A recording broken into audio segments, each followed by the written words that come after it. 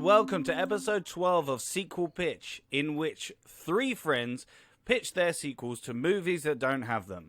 I'm your host this week, and joining me as ever, is a man that looks like Arnie in Speedos. It's Matt Rushton. Damn, that is a compliment. Well, last time I hosted, I called you a murderer, so I thought I'd make up for it this time. Redemption. Yeah. I like it. And with him is a man that just wants to cut down trees and feed deers. It's Drew Toynbee. I do though. That would be great. Yeah. And eat ice cream. Eat the same flavoured ice cream as my daughter, but then insist that I try some of hers instead. Yeah. And last but no means least, a man that can pull off a chainmail vest better than Bennett. It's Andy Henry. Not his mustache though. Nah. That was beautiful. Hello. So, this week, our pitchers have been told to write a sequel for the 1985 action classic Commando.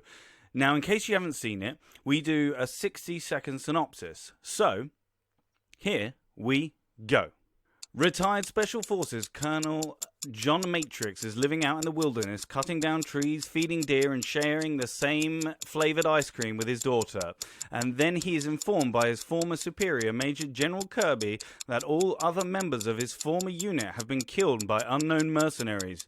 Bennett, an Australian ex-member of Matrix's team, discharged for excessive violence, is not in fact dead, and attacks Matrix's secluded mountain home and kidnaps his young daughter, Cheney. Matrix is overpowered and is taken before the puppet master, Arius, a South American former dictator. Matrix removed from power. Arius blackmails Matrix into carrying out a political assassination in his home country of Valverde, where Arius wishes to lead a military coup. With Jenny's life on the line, Matrix reluctantly accepts. After boarding a plane to Valverde, Matrix managed to kill his guard and jump from the plane just as it's taking off. With approximately 11 hours before the plane is scheduled to land, he sets off after another of Arius's men, Sully. He enlists the aid of an off-duty flight attendant, Cindy, and instructs her to follow Sully to a shopping mall. Sorry, I'm trying to read my notes. Sully to a shopping mall. Cindy first assumes that Matrix is a madman, but after she sees Sully pull a gun on Matrix in the ensuing fight, she decides to assist him for some random reason. After a lengthy car chase, Matrix catches up with Sully and drops him off the cliff to his death. Taking a motel key from Sully's jacket, Matrix tracks down and confronts Cook, a former Green Beret in Arius's employment, who eats Green Berets for breakfast. He impales Cook on a table leg, and after a lengthy fight, they learn where Jenny... He impales Cook on a table leg after a lengthy fight and learns where Jenny is being held. Matrix breaks into a gun shop but is immediately arrested by the police. Cindy helps him escape by using a rocket launcher on the police car. And after commandeering a seaplane, Matrix and Cindy fly to Arius's island hideout. Matrix instructs Cindy to contact General Kirby and then proceeds to Arius's villa, killing Arius and his army of 74. Apparently, Jenny escapes the villa basement but is captured by Bennett. Matrix tracks them down, and after a lengthy fight, he finally kills Bennett by impaling him with a steam pipe. Kirby arrives with the military detachment as asked, and asks Matrix to rejoin the unit, but Matrix declines and departs the island aboard a seaplane with Cheney and Cindy. End of the movie. That was quite a long one, but I feel that I have to pad that movie out because otherwise it would just be he just goes on a rampage. I was going to say when I explained this film to my wife, it took me about 20 seconds. Commendable amount of detail, and that's the fact is you gave pretty much every significant beat of the entire film, and that did still only take you like 2.5 minutes. Yeah. So So, it's really what do we impressive. think? Wikipedia. I mean Ross. Sorry, Ross. Hey, I got that off a reputable source of the internet. So, what do we think, boys? I mean, it's listeners, we've there has been heated discussion around this movie in the WhatsApp in the lead up to this recording session. There's a relatively actually no, I don't know that any of us know where Andy falls on this, but there's me and Matt on one side, which is us saying this movie has not aged well, and then there's Ross who is a stalwart fan. So actually, can we hear from Andy to see if we've got a split vote? Andy, let's hear from you first to see what you thought of the movie. Do not be on the fence. Don't be that guy. So you're asking for my impression? Yeah, what did you think? Did you think of it as a good movie? Did you think of it as a classic movie, or did you think that this is a rubbish movie? It's fine. Yes, it hasn't aged well, but it's still enjoyable. Like very enjoyable at parts, which is just another way of saying I'm on the fence. But no, yeah, there's definitely parts that haven't aged well in it. Do we want to tell the listeners about the whole classic conversation we've had, or? So we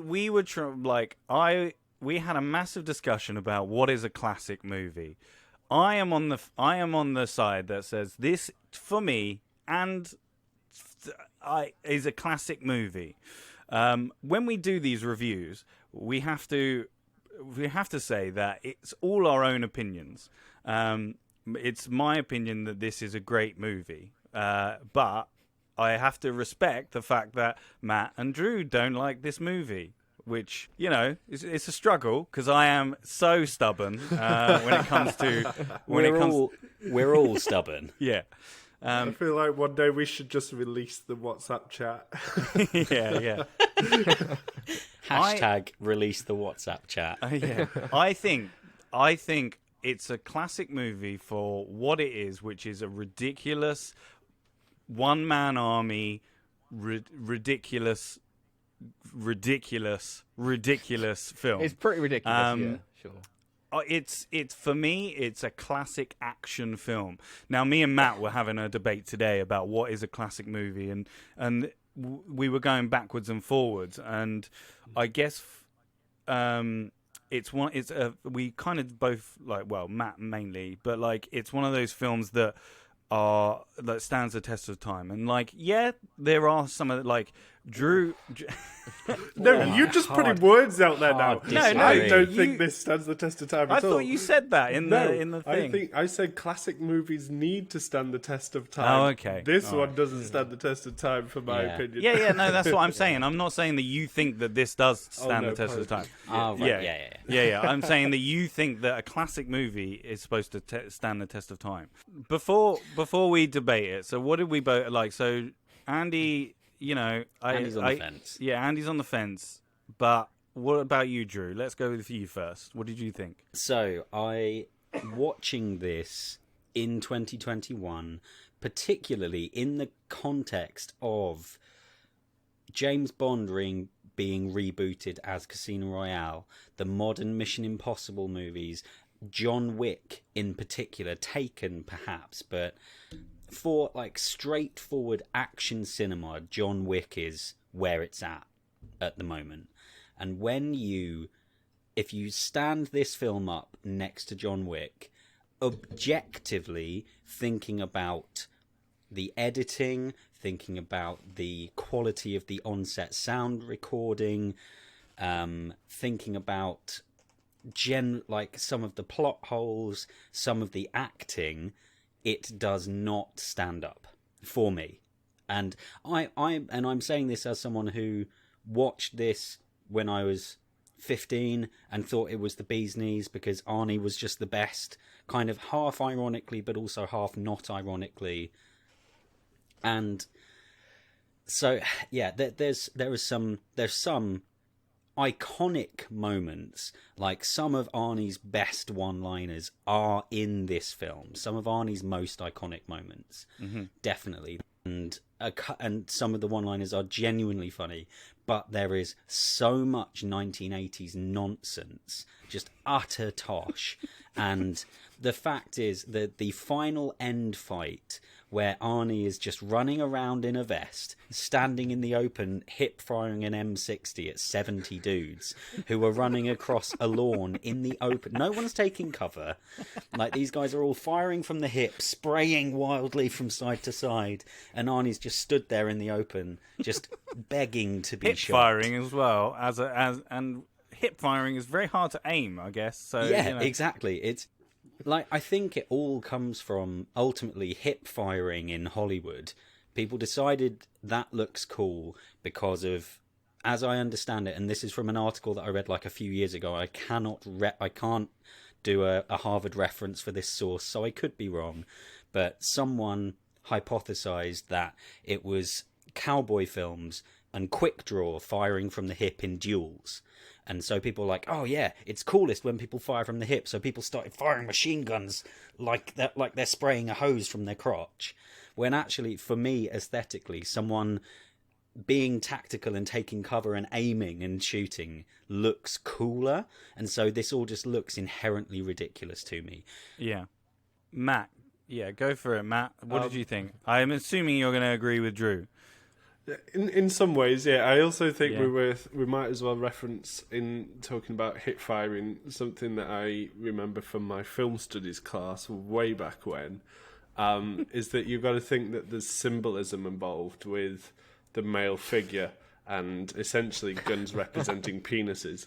And a lot of them, you'll see them where they're silhouetted, where quite often they take a silhouetted form, and it's all theoretically part of Hollywood's what I'd call toxic masculinity, but all part of that symbolism of godlike men and stature. So an M60 up against a pistol or a submachine gun or something, it's always going to have this bigger is better syndrome.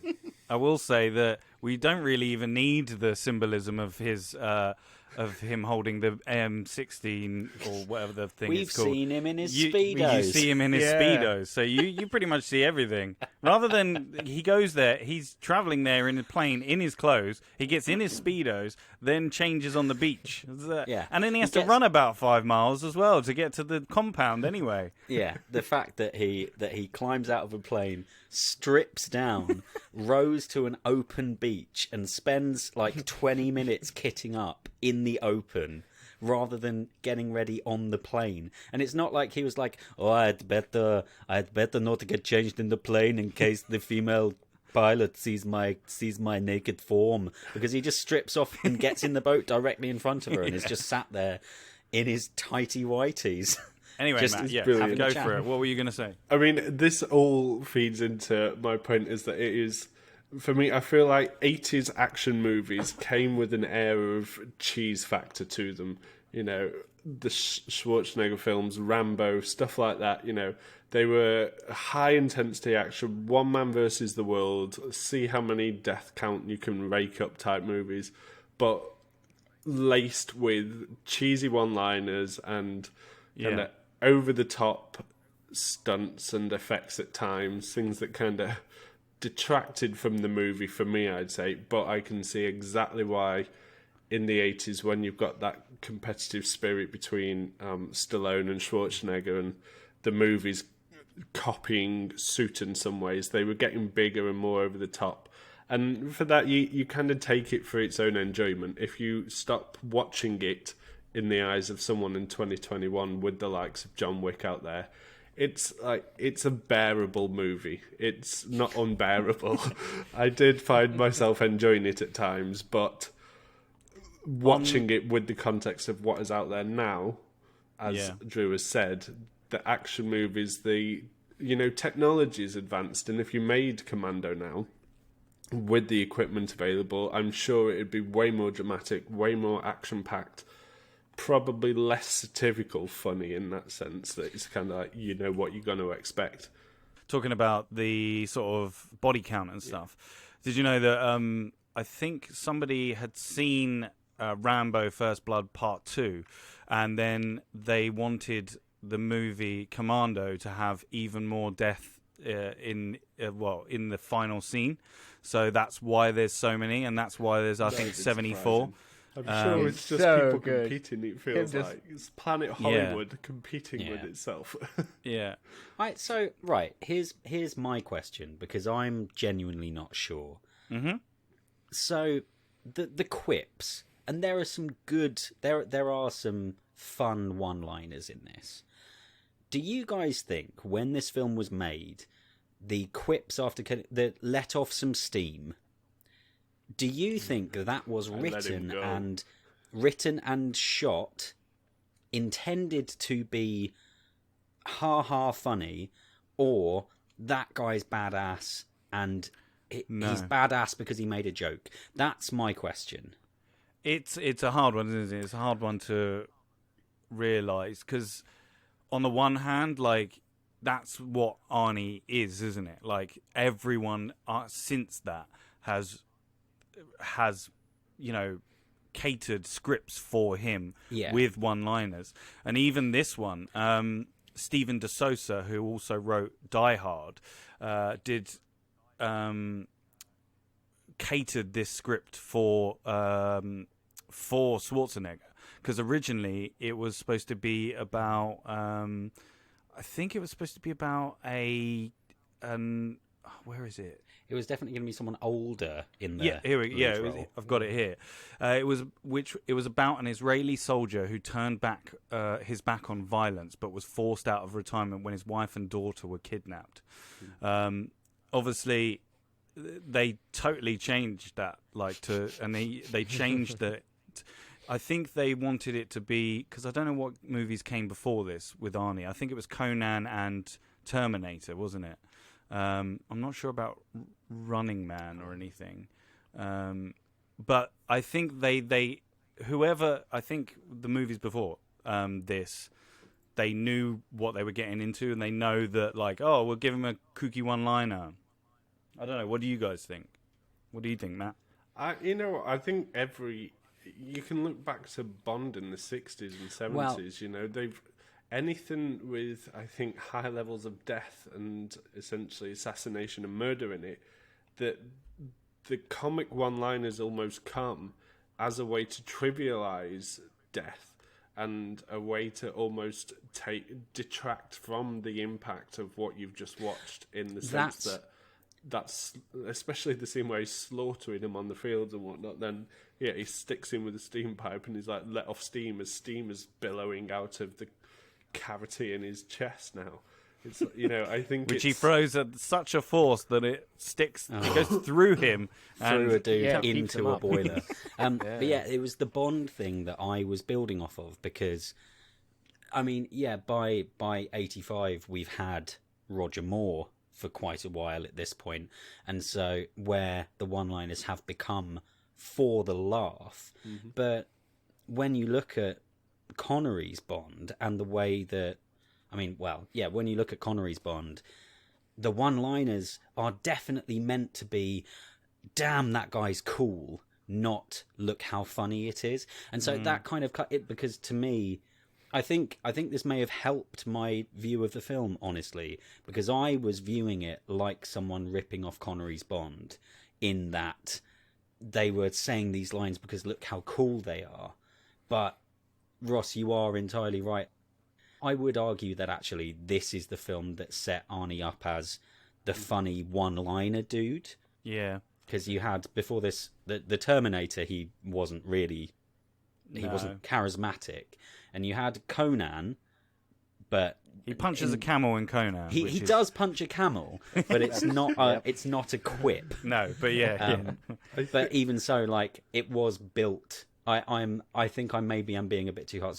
For me, it felt like the film was taking itself really seriously, where it felt inherently ridiculous.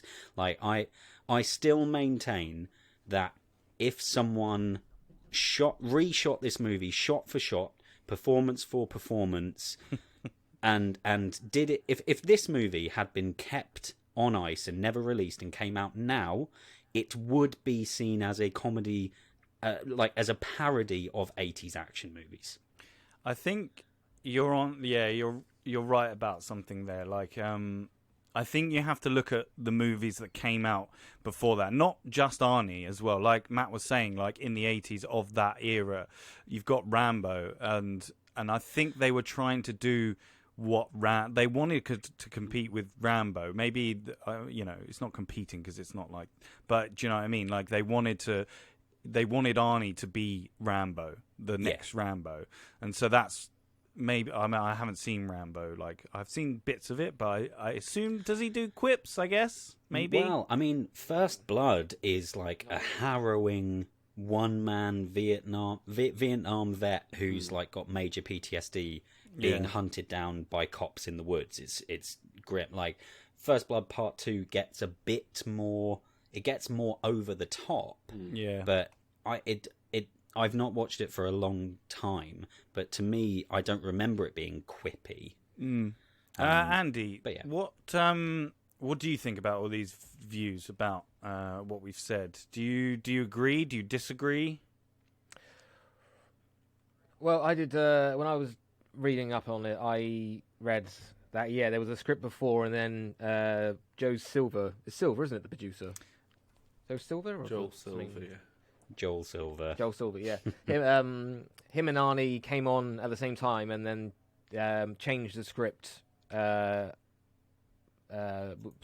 mainly, and I mean these one line. If you took out the one-liners, it wouldn't really like change the film, apart from obviously being like funny and stuff. So I think like they knew what they were doing. They were trying to go for comedy and stuff because. You know, when he knocks out that guy on the plane, he says, "Don't wake up my friend, he's dead tired." You don't need to say that. Could have just left him kind of with the illusion that he's sleeping. So no, I think they knew what they were doing. Yeah, and I think the thing that I struggle with. So, like, let's get on.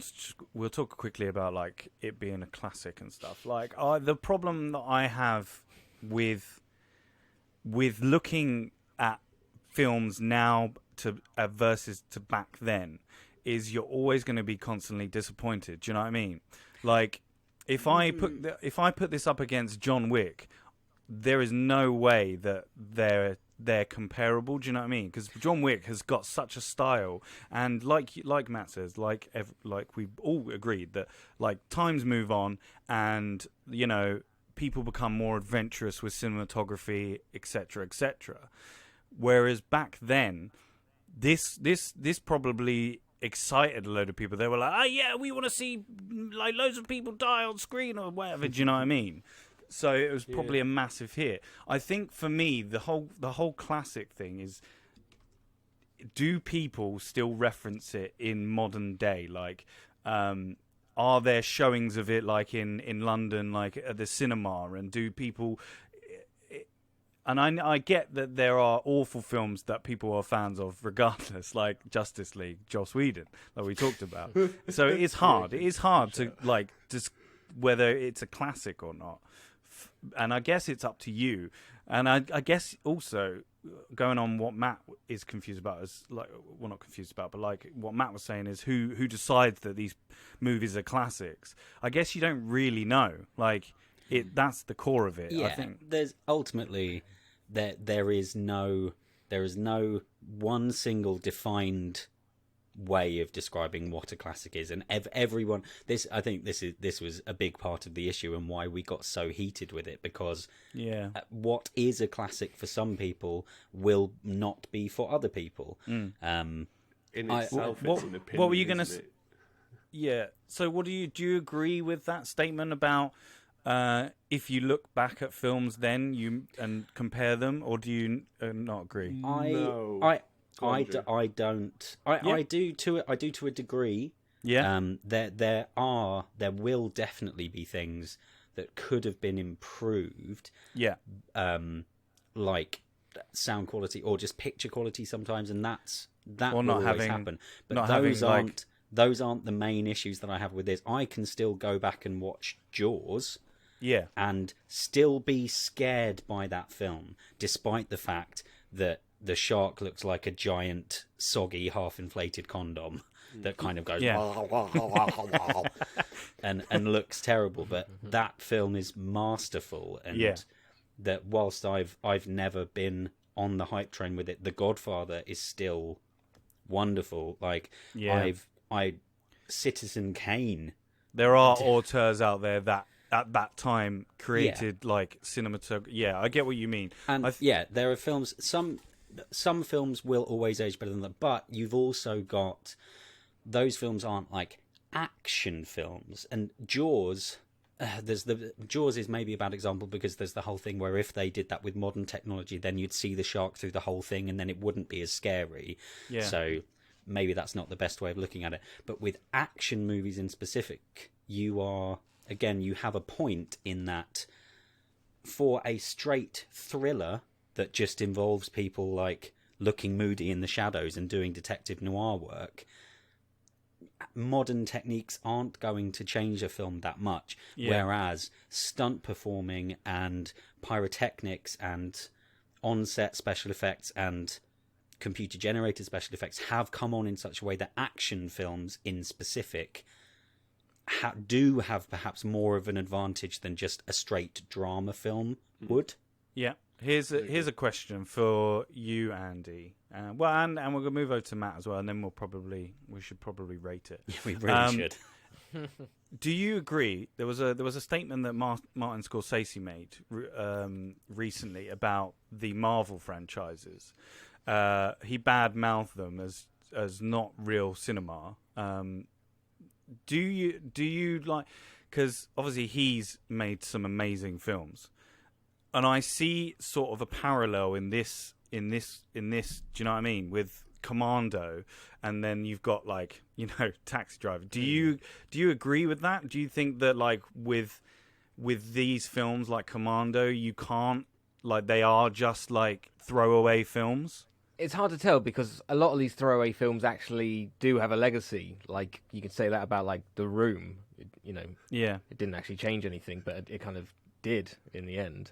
It's a movie if it's a story, basically, for me. Yeah. So all the Marvels are stories. This is a story and stuff. So, yeah. What about you, Matt? Yeah, I think obviously with the comment about Marvel is that because that is so genre defining, like what Marvel have done has completely changed cinema forever in a lot of ways. So I can understand someone, a traditionalist like Scorsese, not seeing it as a positive thing because it essentially changes what cinema is. In terms of this movie, I think Andy touches on something that all four of us can sit here and say that as fans of movies and movie fanatics, what we look for is story, narrative, character development, all of that stuff. And for me, any movie that delivers that, which I would argue that Commando does in some ways, it has a very clear beginning, middle and end. There's a little bit of character development, believe it or not, for Arnie in it all.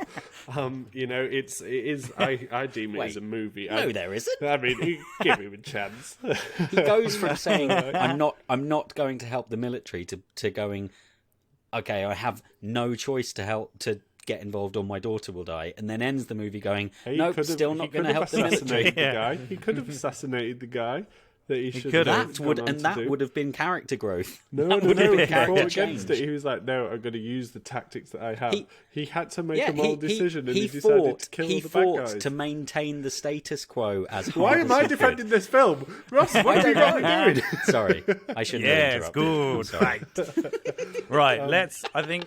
Go on, Matt. Do you want to finish? I just want to finish on touching it with the whole classic conversation. In that, I think whilst I might not deem this a classic in terms of genre defining, Predator, Alien, other movies that came out in the 70s and 80s that I would not change a thing about.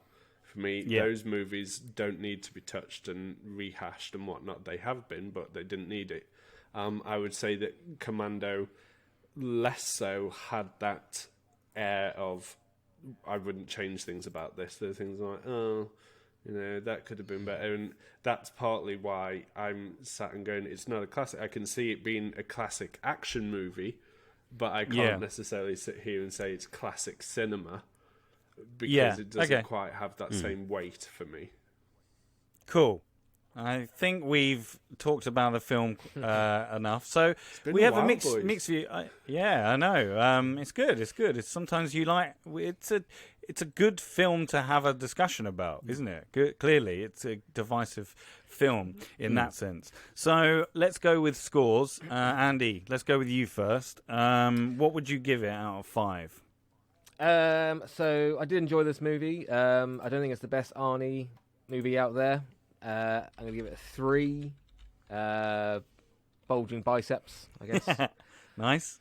Yeah, I don't think it's a classic because I don't think it really kind of made a massive impact on cinema or it's not referenced enough or anything like that. But it was still fine. But again, I mean, like the whole time, basically, I was kind of a bit like, I was kind of hoping, I'd be wanting to watch Predator, actually. Like, Yeah. that's what I was thinking. Nice. Drew, what would you give it out of 5? So I'd just like to say I completely agree with Matt in that it all comes down to the semantics, and this is undoubtedly an Arnold Schwarzenegger classic. There's no question about that. And it is a progenitor of the like massive 80s big muscly action movies. Yeah. And so I do have a lot of respect for where it came from and the effect that it will have had on the industry and all of that kind of stuff. I struggle because it did not live up to the fun that I remembered having with it as a teenager, and there is some flat out just bad stuff in this film, but there are some enjoyable bits. There's a really good one-liner with Cindy looking at the plane and going, "This isn't a plane, it's a canoe with wings." And Arnie goes, "Well, get in and start paddling." And like I properly laughed. That's a good line. There are one or two really like genuinely good stunts. The fact that Cindy, after Arnie kidnaps her, does go to the police and is like, "Holy shit, a crazy dude has kidnapped me." I was like, "Oh, well, why wouldn't you go to the police?" And then she immediately walks straight up to a policeman and was like, "Help me." Yeah. And I was like, "Oh, wow, this movie called my bluff hard." I'm giving it 3 blatantly fake dummies on poles in front of exploding buildings out of 5. Because Don't fall over. Yeah, that don't even fall over when there's an enormous explosion behind them. Because it is... If you there is definitely something to appreciate as a kind of 80s curio, and the synth, steel drum and saxophone soundtrack. Like, Pretty much the whole movie. Yeah. Yeah, if there is a lot of fun definitely to be had from watching this, either ironically or as a fan of classic action. So yeah, 3. Nice. 3 out of 5 for Drew. And Matt, go on, what's yours? Okay, I'm going to take it purely on the fact that this is my first time watching it. I enjoyed some of it, and I didn't enjoy some of it. And seeing as Andy was allowed to sit on the fence earlier with his opinion, I'm going to sit on the fence with my score and give it 2.5 seconds of repetitive Uzi into the stomach of the dead man on his porch, well, on his driveway, giving it 2.5 seconds out of 5. 2.5. I am going to give it 4 out of 5. I think this, for me, is a classic action movie. I believe it's one of Arnie's...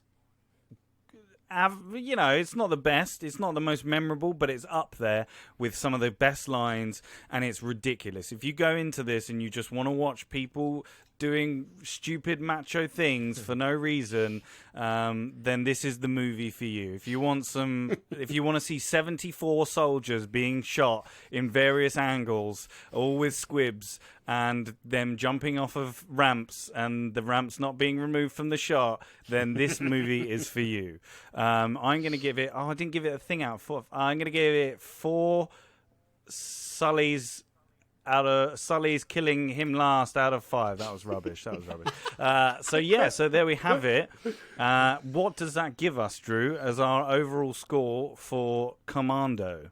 That gives us an overall score of 3.13. 3.13. Is that classify as a recommendation? Yes, it is. Just a recommendation from us. All right. So, I think it's time to get your sequels pitched. All right, everyone. So we've now narrowed it down to, you've got about a page of a sequel to write. So I'm going to go with, let's go with Andy first, because he was the first on my list.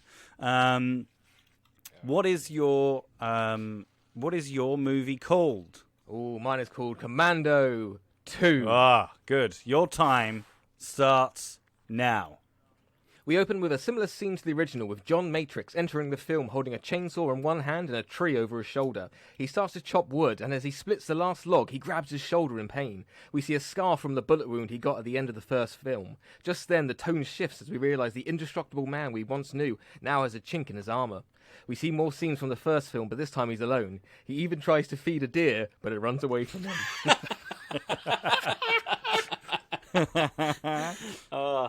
Brilliant. Oscar, best picture winner, Commando 2. Only back this week. Yeah. Yeah, inside the house, John sees the military helicopter dangerously approaching again, and walks out of the... It fucking came so close to me. Yeah, sorry. it does. Inside the house, John sees a military helicopter approach and walks outside to meet it. As he leaves the house, we see a picture of a grown-up Jenny in a military outfit. The general tells John that his daughter's army troop went out to stop a terrorist cell in Russia, but they've been kidnapped and are now hostages. We have exposition about how Jenny joined the army to follow in her father's footsteps to make him proud, and how his daughter was one of the hostages shot on live TV. John blames himself for her death, but asks why should he go risk the lives... John blames himself for her death and asks why he should go risk his life to save people he doesn't know. The general convinces John that the surviving hostages were Jenny's friends and that she would want him to help. When he gets to Russia, he follows the lead into a bar where he overhears chatter about a terrorist plot. Someone notices John eavesdropping, and he has to fight his way out of the bar and run after the lead. John enters a hideout and he sees more clues about the terrorist attack when he is suddenly attacked by a hooded figure. The pair fight and the figure gets the better of John after finding out about his bad shoulder. John manages to create a distraction and flee. He's got the clues he's needed and he needs to head to Brazil to stop a terrorist who's planning to attack 5 points in America on the same day at the same time. When he gets into Brazil's airspace, another plane fires at his plane and he has to parachute to safety. The other plane drops goons and we have an air fight. John kills everyone before touching the ground. John heads to the location he memorized and looks for a guy with a detonator, Carl Weston, a millionaire gun smuggler. As John searches, he runs into the hooded figure again. They fight and John rips off the hood to reveal his daughter. He's stunned and his daughter pins John and almost kills him, but John says, "Jenny, it's me!" But she doesn't seem to notice. John breaks free but can't bear to hit his daughter, so he tries to break her out of her brainwashing with love. He starts to tell her memories, and at one point it looks like it might have broken through. Jenny lowers her fist, and that's when John knocks out his daughter. When Jenny comes to, she's tied to a chair, but John is convinced she's back to normal, so unties her. We learn that she and the troop of soldiers who supposedly died had actually been brainwashed and sent off to different terrorist groups, and the footage shown of the killings on TV was fake. Jenny tells John she knows where Carl Weston will be at a certain time, but it's not going to be easy getting to him. Weston is having a big party at one of his many mansions tonight, and the plan is to corner him when he gets alone and get him to stop the attack. Jenny says that Weston has never actually seen her face, so they send her to try and seduce him in hopes that he takes her to his bedroom. Obviously, John is against this, but agrees reluctantly. At the party, the plan goes wrong somehow, and we have a massive fight where the two take on a ridiculous number of goons. Being a gun smuggler's house, they're never short of weapons. John and Jenny often work together, punching someone back and forth before both shooting them. Carl Weston appears and takes Jenny hostage. John has to fight his way through a room of people to get to Carl, who aims the gun at John and makes him slide his gun over to him on the floor. Jenny pushes and manages to unbalance Carl, but he fires and John grabs his shoulder. John knocks out Jenny and walks over to John. After a quick pun, we see John was faking being shot, and we hear a gunshot, and we turn around to see Jenny holding John's smoking gun. John then punches Carl through a window, landing on a car. We end with John and Jenny walking out the house, and Jenny asking if she can move back home with John. John replies, "I'll have to think about it." They laugh and roll the credits. Very nice. Very nice indeed. Okay, I've got some questions for you, Andy. Why do they go to Brazil if the 5 key points of the attack are in America? Because that's where Carl Weston is in Brazil, and they got to get him. Is he the one that has got the Detonator, yeah. So he's doing it remotely from Brazil. Yes. Which leads me on to the other question: what happens about the other targets? So is he controlling all the targets, or is he? Yeah, he's got one detonator for the 5 targets. Oh, okay, all right. Okay. Do you think that the beginning of the movie has too many similarities to the first movie? Like the beginning, literally like half of the movie. Well, the opening, yeah, that's the point. Good. No, I'm just checking if that was just checking if. It's to show he's basically the same person, but now he's got like a chink in his armor. Yeah, so. That's fine. How do you see Matrix? How do you see the character Matrix in this movie? Like, what do you think? Tell me about Matrix in this movie. I'd say he's just gruffled. Is that a word? It's He's not a gruffalo. what it is now. It's going to be he's gruffled, grizzled. Grizzled would probably be a better way of describing it. He's upset, obviously, because his daughter's dead. Are you doing any de-aging or anything, or would you have? No, him it's going to be Arnie. It's going to be Arnie as it is now. Probably, maybe grey his hair up a little bit and stuff, but yeah, we don't need anything. I mean, he's 74 now. I don't think you need to grey him up. Yeah, He looks 74. He's built, but he looks 74. Can you tell me who attacks the plane in the air fight? You said another plane comes, and who are they, and why are they attacking the plane? They're Carl Weston's men because they know he's there. So they already know he's there. With a shifty little bit of side eye as you say that. It's good. I don't mind. I'm just picking out points of the movie that I didn't really understand. Okay, so it's Carl Weston's men for Commando. I feel. Yeah. Yeah. So Carl Weston. Who is Carl Weston? Just gun smuggler. And he owns this. A big time gun smuggler. Is he the responsible for brainwashing the daughter, or is it not related? Yeah. He's responsible. No, it's all related. Okay. Yeah. Okay. Thank you, Andy. I love those. So much confidence. Just like, they're all related. Obviously. Yeah. God, Ross. Yeah. Duh. Yeah, they're all related. It's basically Andy just going, yeah, why not? Yeah, fuck it, yeah. Thinking on the fly there, Andy. I'm impressed. Yeah. I just want to make a classic 80s movie. I'm going to get Stallone in to direct it, get his Expendables cast in. That'd be great. Nice. All right. Well, Matt, let's go with you next. Okay. What is your sequel for Commando called? My sequel is called Commando. I thought that was a joke title, and then you were going to actually tell me the title in this record, but you didn't. Nope. Okay. Wow. That is my title. You don't pronounce Commando. Well, no, but you don't say don't. You say don't. I'm using the language here. Okay. I'm using the way that we pronounce it for purely. Is it the way Arnie would say it? Commando. Okay, go for it. Your time starts now. John Matrix is dead.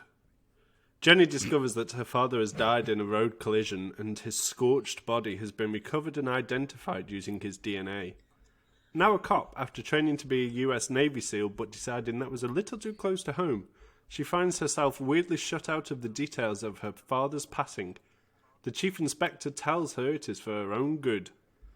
As the stress and frustration of being shut out increases, she decides to break into the terminal to discover that there was some US government involvement and that they sent the DNA data, with a sudden warning popping up on the screen that it warns her not to investigate further. This doesn't sound good. That night, she's at home, digging more into the US government involvement in different cover-ups, and then suddenly her apartment is raided by masked assailants. There's a fight and tussling and grabbing and pinching, and she finally escapes just about with a wallet of one of the men. It turns out he's a bloody US government agent. Alone and unarmed, she makes some calls to some of her old squaddies in training who also left the regime for finding different reasons that they didn't like it and whatever. We can add that in script. And the four get together and they basically set out to protect Jenny. The group keeps digging because they've all got like contacts and special powers, and not special powers, they're all like really good with computers and stuff. And they discover constant references to something called the Patriarch. This seems to be the target, and they kind of trace the Patriarch to some experimental training facility in the Mojave Desert. So off to Vegas they go. As they land, cue a massive action scene and through the Vegas Strip. And again, they're all kind of being chased by a load of masked assailants. And finally, they get up on top of a hotel and they escape, again, just about on a chopper. But of course, not before one of the squad sacrifices themselves so that the others can escape, because that is a reminder of the danger they're facing. They fly out to the compound with relative ease somehow, and they've got a load of stolen weapons from all the men that they killed and took down, climbing up the hotel and God knows where else. And they assault the base in full stealth mode. Like they go back to their US Navy SEAL training, and suddenly they're like covert ops. So they sneak in. Massively long fucking scene where they're just silently taking down people left, right and centre, and they work their way to the command centre, and Jenny discovers a horrific truth. Her father is still alive, and he is heading up an operation for the government. He fucking lied to her. As she goes to confront her father, the three are ambushed and all taken captive. They are brought in front of Matrix, he is the Patriarch. He's also completely emotionless. Jenny lets all of her emotions out, screaming and cursing her father, and he silently listens without any flinching. When she breaks down and begins to sob, he turns his attention to the other squaddies. You shouldn't have done this, rookies. I'm sorry she brought you into this. And he shoots them both. He then approaches his daughter and says the same kind of thing and shoots her in the chest, and they all appear dead. Snap cut to her waking up in a locked room with the bodies of her squaddies. Suddenly they stir and she freaks out. She's like, oh my god, I thought they were dead. They all took a shot from Matrix, but none of them, like, they were all in non-fatal areas. So one's in the arm, one's in the leg or in the toe or something. Matrix appears in the doorway telling them, get on your feet. He offers the wry smile to Jenny and basically reveals like this bag full of fucking amazing weapons. He explains that he had to feign his death as there's an imminent threat from a rebellious right-wing group in like the southern states, and they're building perhaps a military coup to take over the White House. I don't know. There's a load of exposition, and the squad move out with Matrix, and basically they escape using knowledge and expertise. And now they're all on the run. The end, sequel, trilogy pitch. Strong end, as usual, Matt. Strong end. Well, you cut it. We basically have to keep it to a page now, and I'd pretty much done a page at the end of Act 1. So I was like, well, I'm gonna have to squeeze the rest of the movie into 4 sentences. So there you have it. All right. I feel like it captures the action comedy vibe that the first one clearly set out for. Can you explain to me what your... Because as you always do to me, when I explain chase scenes, can you explain to me what the action scene is on the strip? Nope. Why is there... Yeah, I can. Sorry. Wait to the film. So what? Who's attacking them on the strip? So this is the US government strip? again. She grabs the wallet to indicate that she's actually the government are hunting her because she's getting too close. So they're waiting in Vegas. They know that they're going to be flying in because they've tagged a phone, they've tapped a phone, so they've heard everything, and they just know they're the US government. So that's good. I just wanted to clarify who was attacking. So it's the US government track them to the strip. Yeah, fuck yeah. How cool's that?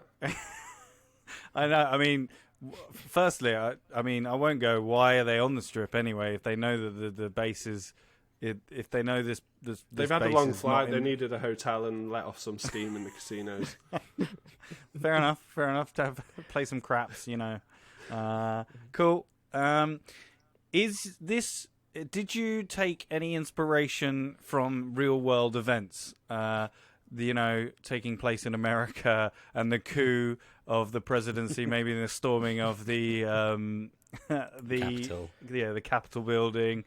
Is that what you were echoing, or I don't know did you what take you mean. any? I would never dream of echoing sentiments of foreign politics in my pictures. Yeah, absolutely. I feel like it's just, I don't know. I don't know American politics and what's happening over there at the moment, but I imagine if it was happening, it'd be pretty fucking scary, and they might need the expertise of someone who can kill 74 men with an LMG.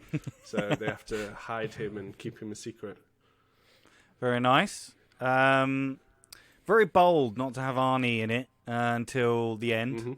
Mm-hmm. The end of the movie. Do you think that it's going to be able to hold and capture the audience without him in it? Oh, I absolutely know it, because the third movie, because this is clearly a trilogy pitch, the third movie is going to be him and his daughter side by side with LMGs just in their way through the rebellious right wing and probably the US government, and they end up moving to Alaska.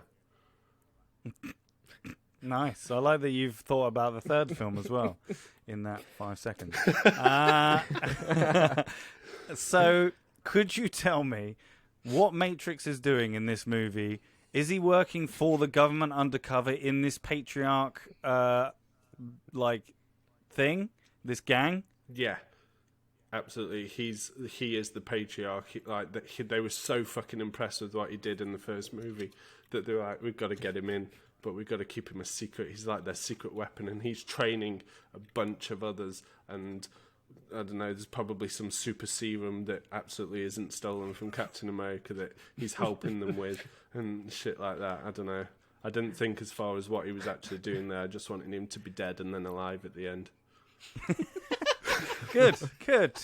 I'm glad you thought about this movie. I feel like Thank you, Matt. I've found the pitch for you. You can fill in the details. I've just brought you the flagship pitch. Like, this is your Right. movie. You make it just now, please. Okay. Just a little background into what we talk about the podcast. We were like, oh, we should probably cut down the pictures a little bit to like a page.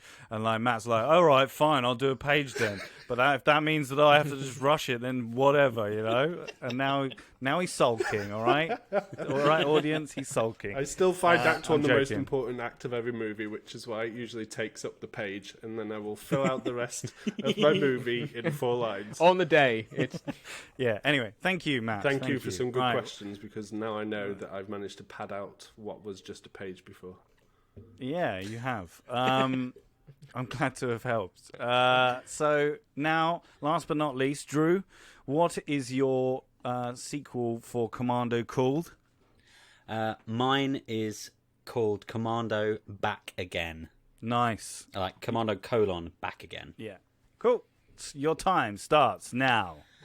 So we open in a New York subway car underground, sort of normal commuting day, and suddenly the carriage just begins to fill with like green noxious gas, and a load of commuters in New York die horribly in this subway car. Cut to night in a forest, and there's a squad of soldiers.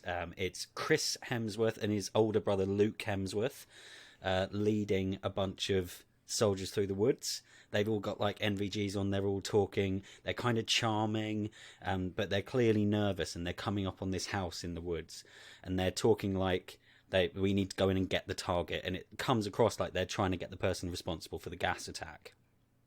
And they go in, they start sort of clearing corners, looking around, they destroy the security camera system and everything like that, and then they start getting picked off one by one by this like awful force from the shadows, and they're being brutally killed, like having their like necks snapped and like arms ripped off and being stabbed through the face and horrible stuff. Eventually they manage to overpower the target, and the target is Arnie, and Luke and Liam Hemsworth sort of knock him down, and you have the thing where looking over him and going, and say something a bit sinister and put a hood on him, and then you get the title Commando back again. We then see Jenny. I want Alyssa Milano to come back. The backstory is she set up a private investigation, private security company using the karate training that we saw Arnie give her for 5 seconds at the beginning of the first film. She shows up at Arnie's house and it's all cordoned off. And she sort of called the police in. They're all investigating, and they find a load of evidence that Arnie did this gas attack. And she's like, no, I don't believe it. She goes to contacting the police, but they're like, no, look, all the evidence points to him. But she's like, no, I know he didn't do it. And so she sneaks back, sort of does a nice stealth sneaking scene back into the house, past the police guards, past the military guard, because he's ex-military, and gets in. And because she knows her father so well, she manages to find his hidden hard drives with corrupted security data on it that was damaged by the EMP that took out the system.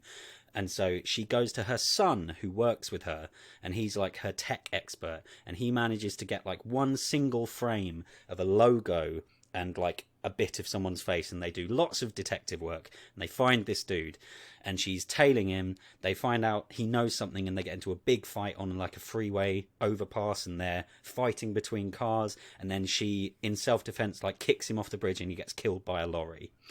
And so they have no leads. But because Grandad's missing, they decide what they need to do is they need to break into the NYPD and investigate the evidence from the first gas attack to get more clues. But they need help. They need the daughter who joined the military following in her grandfather's footsteps. And the mother's been estranged from her because she was never join the military. It kept my father away from me for so long. That's why I didn't go into the military. But the daughter did. And so they reconcile to help Grandad, but fuck you otherwise. And so the son is helping hack them into the NYPD, and they sneak in. They get to the evidence room, they start taking the evidence, and then the bad guys show up coming to do the same thing to steal it. So they have a big shootout, they're being hunted by the police, and a big car chase over New York as they're trying not to kill police and trying to kill and not be killed by the bad guys. We then cut back to the Hemsworths, and we discover that they are the sons of Bennett from the first film. Whoa! And they're we were really young when you killed our father, but our mother told us that he was kicked out of the military for having too much bloodlust, and it turns out it runs in the family. And they're crazy. And they have this big plan. They've been backed by one of America's many enemies to plant these gas bombs all over the states. And they've been as an added bonus, we're going to pin it all on you and destroy your reputation. You're going to sit in this cell and watch your reputation crumble and watch innocents die, and then we're going to shoot you in the face. And then they're watching the news, and they see 2 bombs being found, and Arnie's like, ha, you're incompetent, they've found them already. And they're we wanted them to find those 2. They're covered with evidence that you did this, but they won't find the other 5.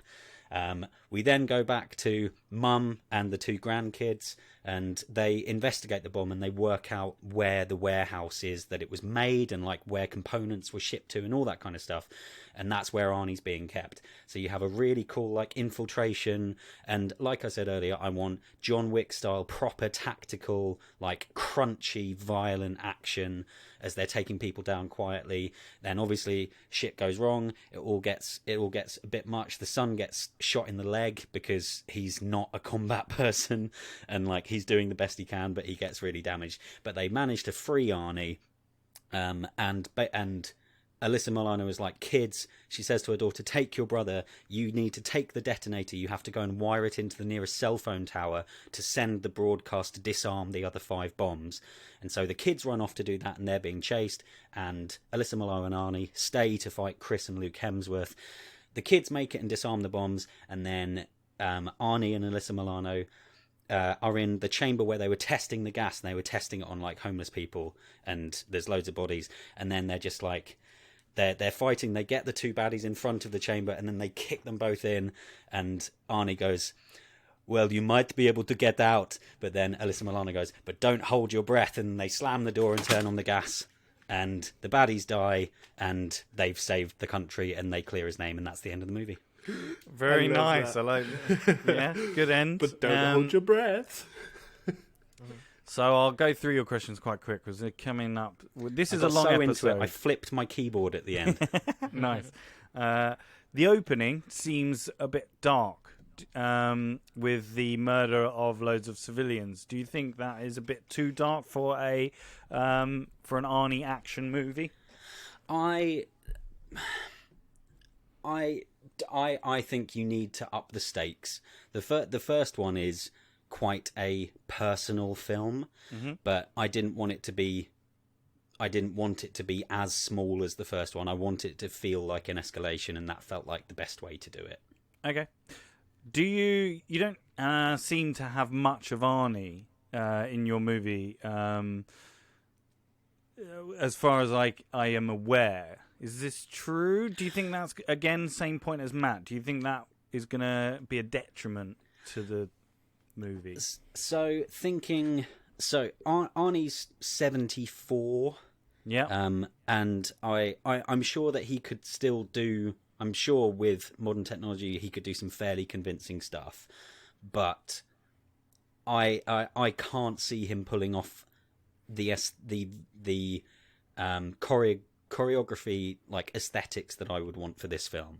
I want that middle scene where you cut back to them and you learn what the actual plan is to be quite lengthy and have him being cocky and have that be a good discussion section. And of course, when they free him, when they do manage to break him out, he is like the one who turns the tide. He's the one who like pulls them all together, and he's being like the Captain America of the group and ordering what to do and taking down loads of people. So hopefully there would hopefully be enough footage to put him in the trailers to get people in, and hopefully the big fight at the end would still leave the cinema satisfied, even if he hadn't been in it lots. Do you think the Hemsworths will be good as villains in your movie? Mate, I originally came to it because I was like, right, I want Australians, and if you've seen Extraction on Netflix, Chris Hemsworth actually using his own accent is it's quite incongruous, but I was like, yeah, it's got to be Chris Hemsworth. And then I remembered that Luke Hemsworth is slightly older, and the timeline lines up because Bennett was killed in 85, and Luke was born in 1980, Chris Hemsworth 83. So they'd both be born. You can't. There's no nitpicks on that. Yeah. But honestly, the main thing was the reveal that I wanted the soldiers in the woods. I wanted people to think that they were going to be the heroes of the film, and then you realise they're the baddies. So at the beginning it seems like, oh god, has Arnie gone off the rails and these guys have captured him, and then it turns out they're bad. But I think they could definitely pull it off. Yeah. Like, Good. Chris Hemsworth is really talented. He's just incredibly handsome and charming, so he's always getting cast as good guys. I reckon he could definitely pull it off. And then leads me on to my last question. Do you think is the sort of Cheney story is that is that the sort of main story, and then they just have a cut? It just cuts back to Arnie. Oh yeah, in yeah. capture. It is. It's Alyssa Milano's film and her two. I'm seeing. Is it Alexandria Daddario? Who played The Rock's daughter in San Andreas. Yeah. As the girl who joined the military. For the brother, like, I wanted someone with not like Michael Cera energy. Like, I'd still want him to look capable. Kind of like a younger version of Jack Quaid from The Boys. That kind of vibe. But regardless, anyway, that wasn't your question. Yeah, it is definitely Alyssa Milano's film. It is definitely Jenny and the kids' film more than it is Arnie's. In the same way that the first film, Jenny is barely in it. Yeah. It's kind of the same thing, but Arnie will have a bit more to say, at least. Okay. I've heard I've asked all your questions. Now this gives you the opportunity to tell me why that you should win this week's episode of Sequel Pitch. So the floor is yours to tell me why you think you should win, and also berate other people's if you want. I'm not going first. I fucked myself in the ass last time by going first and being nice to you all, so I'm going to sit back and wait my turn this time. I'll go first. I will accept that because I got my pitch in the absolute, like, down to the wire latest. So I think mine follows on best from the first film, sort of thematically. It makes sense. Jenny has seen Arnie not join the military and do that for his family, so I think it makes more sense that she wouldn't in mine, but she'd still look up to him and respect him for who he is, and that's why she starts a private security and private investigation firm. The first film is about family bonds, and mine has 3 generations in it. It ties in the kids of Bennett from the first film.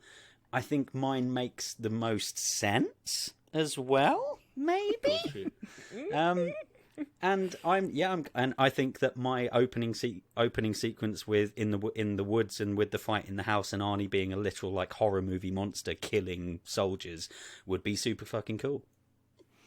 Matt, you said bullshit to him saying that yours is not yours doesn't make sense. Yeah, mine makes most sense naturally because I told you everything and it was so clear. Like at the end of the day, yeah, so okay, convincing. so he's got a female protagonist. I have one too. Right, my story's about Jenny as well. Whoop-de-doo.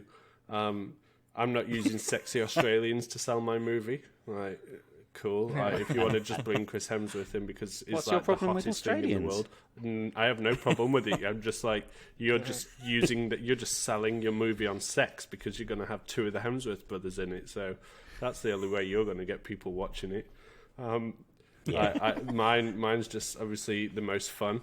I even dare to kill the legendary John Matrix. Well, he's not actually dead. No, you don't. But yeah, but for ages they think he is. So it's a fake out that no one will be surprised by. Everyone will be surprised by it. That's a load of shit. Right, this man is full of suspense and full of lefts and rights and turns. Andy's is just like, oh, I killed a daughter. Oh, but she's not dead because he clearly read mine and stole my idea, but did it with the daughter instead. And yeah, like mine's just the best. Full stop. No one can prove me otherwise. Go on then, Andy. So I didn't copy Matt's. Obviously, why would I? It's just awful. he didn't even have enough to convince us that he put enough effort in. No, mine is closest to the film, like theme wise. It's actually got Arnie in like all the film, while the other 2 only have him in like 10%. The insurance is going to be expensive on It's fine. I can afford it. I don't know that Arnie wants to be pretending to fight people hanging from a parachute for 12 hours a day absolutely does. Shoot at the age of He 74. would love it. He would just go around bopping them all on the nose, and then he'd just take a lunch and have a cigar. Okay, all right. It sounds like you've come to a natural end to your debate. I like it. I think I've made my decision. Andy, I like yours because I like that you've got Arnie in it for the majority of the movie. Matt, I like yours because I like that it focuses on finding it hard to find stuff you like. No, I know you have to say something because but... Arnie's in it. He didn't actually say anything about how good your movie is. Well, that's the whole point in an Arnie sequel is to have Arnie in the sequel. So. Wait, hold on. I got to remember what all yours have. Right. Okay, hold on. I'm still getting used to this one-page thing, listeners. I promise I'll come back with some inside-out Oscar-worthy pictures again in future episodes. Because we all know I should have won that one, I'm just filling space for Ross while he finds something good to say about my movie. You don't have to, because it will just cut. We'll just cut it. Hold on, because I just had a brain fart about all your I hate this bit because I have to pick. When there's that much fucking good stuff in your movie, that's what happens. Like, it's just like, I have so many good ideas that I just can't pick. So many to pick from. Yeah, which one? Oh. Right. Yes, that's what it is. I was wondering if it was yours with Jenny. Matt, I like that you have a journey with Jenny in this one, and that you have a sort of through line with her, trying to discover if her father's actually dead or not. I think that's quite cool. Drew, I really like the fact that you used the Hemsworth in this and focus on that whole Bennett's son's thing, and it's like a revenge thing. And I really like the fact that they want to frame Arnie for all these deaths. And I think that's a cool concept. However, there can be only one winner, and this week's winner of episode 12 of sequel pitch Commando is Andy Henry. Yay! Now, Andy has picked and has done a sequel that is the most true to a ridiculous movie, and I like the fact that it's Mine got has Arnie. a giant car chase through New York. Yeah, Yours hasn't got Arnie in it. yeah. Yes, it does. And the He core has of it. the coolest action scenes in the whole film. People will want, I would want to see a film where Arnie is in the majority of the film, whether he's stumbling around, walking around.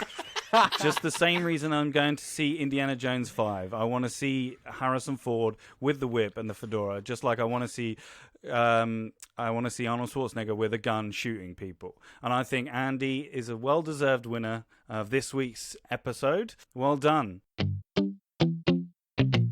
Okay, Andy, what movie are we going to do next week? We're going to do a follow-up to the comedy Role Models. Oh my God! See everyone's funny bones. Surely, no. Yeah. Oh, Yeah. another movie that we all thought was good when we were at university and now will not hold up. So, episode 13, we are doing role models. Now, just before you go, we'd really love to hear from you. Tell us your ideas for Commando 2. Even if it's just one line, if it's just literally like Matt's. Like if you just want to write Act 1 and then just send it to us. You can tweet us, Facebook us, Instagram, message us, whatever. We'd love to hear from you. If you like Sequel Pitch, then please give us a review on iTunes. It would really help us grow. That'd be really great. So, all that's left is to say goodbye. So, it's goodbye from me. Goodbye. It's goodbye from Matt. I'll be back. Nice. It's goodbye from Drew Toynbee. Start paddling. And this week's winner, Andy Henry. Oh, I can't do an Arnie accent, so I'll just say, yay, I won. Bye. Bye.